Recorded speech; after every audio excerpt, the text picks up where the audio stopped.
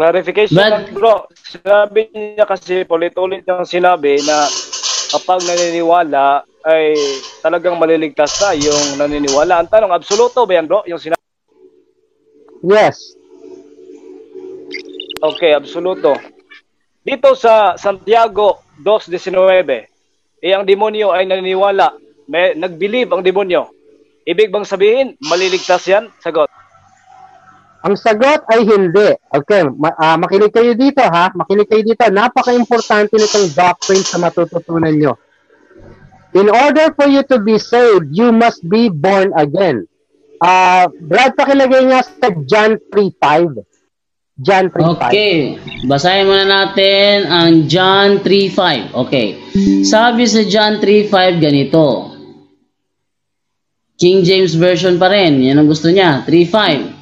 Jesus answered, Verily, verily, I say unto thee, except a man be born of water and of the Spirit, he cannot enter into the kingdom of God. Okay, we must understand this. Okay, water baptism is another topic. Hindi natin di-discuss ngayon. But water baptism is an act of good work then. Hindi yan required sa salvation. Sino ang qualified sa magiging born again? It says here, Jesus answered kay Nicodemus, Verily, verily, I say unto thee, here is the order, ha? Kasi napaka-importante natin kunin yung order at paano niya sinabi. Except a man be born of water. Be born of water, yung ibang interpretation, kala nila ilubog sa tubig. Yung born of water na to, ito yung sinapupunan na natin sa nanay niya, sa nanay natin. Be born of water first, that's the firstborn. And then next, born of spirit. Ano yung born of spirit? Now, we believe in Jesus Christ. We believe in the Spirit. So now, we are born again. So to answer your question, ang devil naniniwala rin kay Jesus Christ sa Diyos, can he save? No, because he's not born of water. He was born of spirit already. He cannot be born again. The only one who will be saved is the one that is qualified to be born again, which is the one coming from our mother's womb. So, yung sagot mo kanina, hindi naman ako nagtatanong sa born again, ay sabi mo, ay ibang topiko na yon, ay lumihis na yata tayo dito. Sinabi mo kanina, absoluto. Ngayon, sinabi mo naman na hindi maliligtas kahit naniniwala sa alin ang totoo.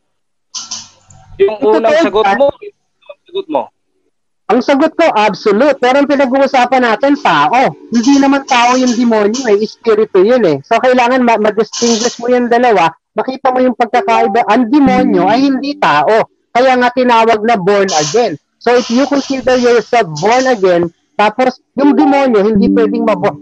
Very clear, sinabi ni Jesus Christ, you must be born again. And sinabi niya yung qualification. So, absolute yung sagot ko sa'yo, yung tanong mo lang, medyo sarcastic.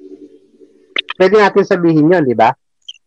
Yes, kapatid, ang tanong ko lahat, generic yung sinabi ko, hindi lang tao, lahat, generic ang sinabi ko. Kasi yung sinabi mo kanina, lahat ng naniniwala ay maliligtas. Ngayon, sinabi mo pala na hindi lahat. Saan kami maniniwala nito? Lahat o hindi lahat? Naniniwala tayo na ang maliligtas ay tao at may qualification. Para kasi sinasabi mo dito, yung disobedience ng mga tao, na yung demonyo, nakaset na yan. Kailangan maging common sense, again, reasoning. So parang sinasabi mo dito, kailangan maligtas din yung demonyo, di ba? Huwag naman ganon, kasi siya nga ang sumira sa pagkatao natin, kaya namatay si Jesus Christ para iligtas tayo sa kademonyohan niya na ginagawa sa atin. So yung generalized na tanong mo, iniisip ko puro tao lang. Yung pala sinasamahan mo ng iba. So yung tanong mo, sana medyo, hindi kita tatanungin ng tricky. Straightforward ako magtanong. Sana yun ang matutunan mo. Yeah, no. Hindi naman turo ng aming simbahan na maliligtas. Dito lang, pinapalitaw lang natin yung kontradiksyon ng aral po ninyo. Kasi ulit-ulit mong sinabi kanina, lahat. Generic yung salitang lahat. Sinabi mo kanina. So ngayon, dahil yung sa Mateo 7:21 na yung mga sinabi ng ating Panginoon, yung mga nagsasabi na naniniwala sa Kanya ay hindi lahat maliligtas. Mateo 7:21, Brother Jando, pakibasa para may background ng ating kapatid. Okay, basahin muna natin ang Mateo. Every time babasa ko ng talata, post yung time. 7:21, ito sabi sa 7:21 ng Mateo. Hindi lahat ng tumatawag sa akin, Panginoon, Panginoon, ay papasok sa kaharian ng langit, kundi ang mga taong sumusunod sa kalooban ng aking Ama na nasa langit. Yan, tanong kapatid. Hindi lahat. Hindi pala lahat. Ang mga tao ang tinutukoy dito, no? Hindi lahat. Yung mga taong yan, naniniwala ba yan? Are they believe o hindi sila naniniwala? Ang mga taong nasa Mateo 7:21 na tinutukoy ng ating... Okay, bibigyan kita ng konting aral dyan, ha? Kasi kinuha mo yan, hindi lahat na tama. Pero ang pag-aaral ng Bible, pag nakita mo yan, ituloy mo. Basahin mo yung ilista mo yan, Parable of Jesus Christ. Lagay mo dyan, Parable of Jesus Christ. Nakalagay doon, walang hiwalayan. Okay? Pero basahin mo yung Parable of 10 Virgins. Yung Parable of 10 Virgins, nakalagay doon, yung 5 maliligtas, yung 5 hindi. So may conflict ngayon. May conflict yung dalawang parable na sinabi ni Jesus Christ. So ano ngayon ang gagawin natin? Rightly dividing the word of truth. Bakit sinabi ni Jesus Christ dito na walang hiwalayan? Bakit sa Parable of 10 Virgins merong hiwalayan? So doon papasok yung kick-in ng timeline. Jesus Christ pala, yung walang hiwalayan is Christian time, Christian era, spiritual salvation. Yung Parable of 10 Virgins pala sa tribulation kasi sila yung nag-iintay doon kay Jesus Christ na yung 5 na smart virgin, meron silang... Okay, time na. Salamat, no? Okay. Salamat sa iyong sagot, kapatid. Back to you, Brother Dando. Hindi naman yun parabol. Unang-una, hindi yun parabol, ha? Yung Mateo 7:21. Hindi yun parabol. Yung sinabi niya.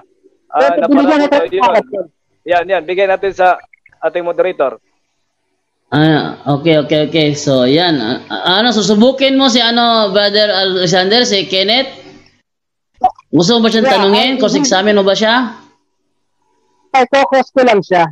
May tanong ako sa kanya. Hindi parabol yung sinabi ko. Pero ang ginawa niya, pinikap siya ng verse para patunayan niya na ang gawa daw ay kailangan. Okay? Kung sinasabi ko naman, ang gawa ay kailangan talaga, pero hindi para sa salvation. Kailangan, may mga timeline kasi. Ang tanong ko sa kanya, basahin niya, kahit na hindi na niya sagutin, basahin niya yung Parable of Jesus Christ, yung body of Christ, doon walang hiwalayan ng Christians. Ang Parable of 10 Virgins, may hiwalayan yun. Parehong nakasulat sa Bible, pero magkaiba. So how do you reconcile that? You have to learn the timeline. So hindi ko na siya kailangan tanungin kasi matagal na aral pa yon. So gusto ko lang na makuha niya yung idea ko na when you pick the verse, it doesn't mean it's for today. Kasi may mga mangyayari pang ibang bagay sa mundo. Yun lang, Brad. Thank you. Okay. Brother Kenny, sasagot ka doon o hindi? Yes. Yung sinabi niya kanina, gawa daw hindi kailangan para maligtas. Pero pakibasa daw, Brother Jando, John sa pinadayag na ang tao ay i-judge base sa tinatawag natin na kanilang ginawa sa Revelation 20:12. Okay, chapter 20 verse 12. Eto, sabi dito, nakita kong nakatayo sa harap ng trono ang mga namatay, maging dakila at hamak, at binuksan ng mga aklat. Binuksan ng isa pang aklat, ang aklat ng buhay. Hinatulan ng mga patay ayon sa kanilang ginawa, batay sa nakasulat sa mga aklat. Sabi niya kanina, yung Bible daw ang mag-interpret. Hindi siguro na-interpret ng gusto itong mga nakasulat sa Biblia, yung kapatid natin. Unang-una, yun nababasa natin na meron ng hinukuman at base sa kanilang ginawa. Pero sabi niya, hindi magmamatter ang gawa. Sinabi pa niya, from Romans to Philemon, ang mabasabi daw dyan ay faith lang at hindi na kailangan ng gawa. Pero hindi yan totoo. Sinabi ni Philemon, sa Philemon 1:20 hanggang 21. Ito yung magpapatunay na hindi totoo yung sinabi ng ating kapatid. Okay, basahin muna natin ang Philemon 1:20 hanggang 21. Ito sabi dito, ipinapakiusap ko lamang sa iyo, alang-alang sa Panginoon. Ipagkaloob mo na sa akin ito. Pasayahin mo ako bilang kapatid kay Kristo. Lubos akong naniniwala na gagawin mo ang inihiling ko sa sulat na ito at maaaring higit pa rito. Maaaring higit pa rito at gagawin mo ang isinusulat ko, at hindi nagsusulat ng mga turo ang mga apostol na hindi itinuturo ng ating Panginoon. Kaya yung sinabi niya, hindi na kailangan yung pagtupad ng utos kasi di kailangan ang gawa sa kaligtasan. Tapos sinulat yun ni Filemon. Yeah, salamat. Okay, yun. Napakaliwanag, no? So, meron na naman akong gustong itanong kay Brother Alexander for clarification na naman. Brother Alexander, doon sa binasa kanina na Mateo 25, 34 hanggang 40, sila ba naligtas dahil gumawa ng mabuti o sila naligtas dahil hindi sila gumawa ng mabuti? Hindi, ano ba tong tanong mo to? Yung sa sinabi niya kanina? Pwedeng sagutin ko muna yung sinabi niya, yung sa Revelation. Okay. Sige, go ahead. Yung sinabi niya sa Revelation, ito ulit another study ulit to. When you read Revelation, you don't pick the verses para makita mo na kailangan ng gawa. Basahin mo ang Revelation 1 through 5 kasi napaka-importante ng libro ng Revelation. Sa 1 through 5, nandoon pa yung mga Christianity, binabanggit pa. Pag binasa mo yung 6 to 24, basahin mo yun. It's about tribulation na ulit. From chapter 6 to 24, take note of yourselves. Nakalagay na doon yung tribulation, nagbubukas na ng libro, nagbubukas na ng ganito, yung mga gumawa, ganyan. Wala na tayo doon.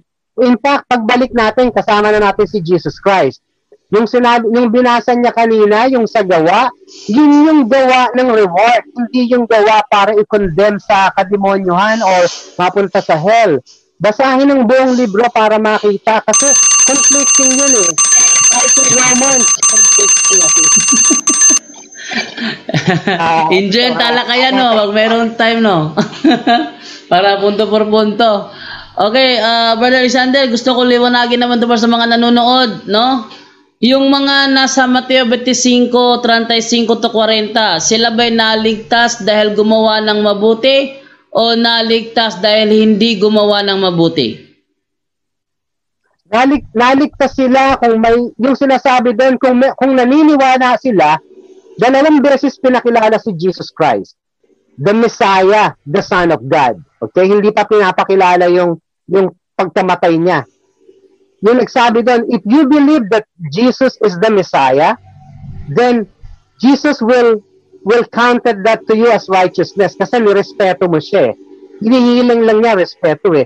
Ngayon yung mga gawa nung naniniwala, maliligtas yun, hindi dahil sa gumawa sila ng maganda, kung hindi naniwala sila na Jesus is the Messiah. Yun ang key factor doon. Ngayon nung namatay siya, kasi nung buhay pa si Jesus Christ, who is that person? Oh, Jesus is the Messiah. He's the Christ. If you believe that, then you respect it, you go to heaven. Yung magandang ginawa mo, may reward yun. Kung pangit ang ginawa mo, understandable yun kasi may demonyo sa mundo. Tapusin ko lang. Who is Jesus? Pagdating dito sa pagkamatay ni Jesus Christ, what is Jesus? What did He do? He died and rose again and redeemed us with His blood. It's what? It's who and what. So merong transition. Brother, yes, John Ray. Kasi nasabi niya kasi sa Revelations wala na daw sinasabing gawa. Pwede mo mabasahin ang Revelations 20 verse 12? Ayun, binasa ko lang nga kanina. Revelation 20 verse 12. Oh, yun. May gawa kasi dun eh. Oh, pinabasa niya ni Brother John Ray. Pero, sinagot ko na yung kanina, di ba? Ang sagot ko sinagot mo na kanina. From Revelation 6, from Revelation 1 through 5, nandoon pa yung Christianity.